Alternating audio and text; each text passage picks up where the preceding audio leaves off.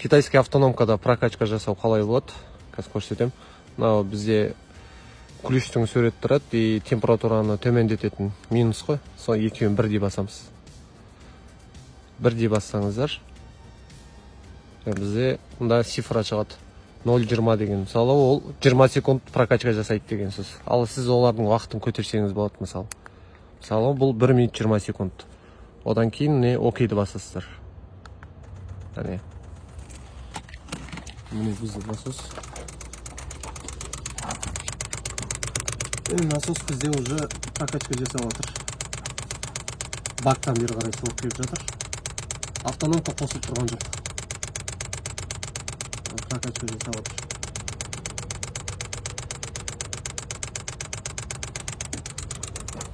Автономкаға солярка келгеннен кейін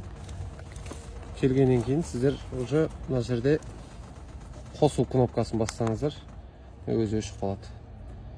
Қайтадан автономкаларыңызды қоса бересіздер. Бізде железный корпуспен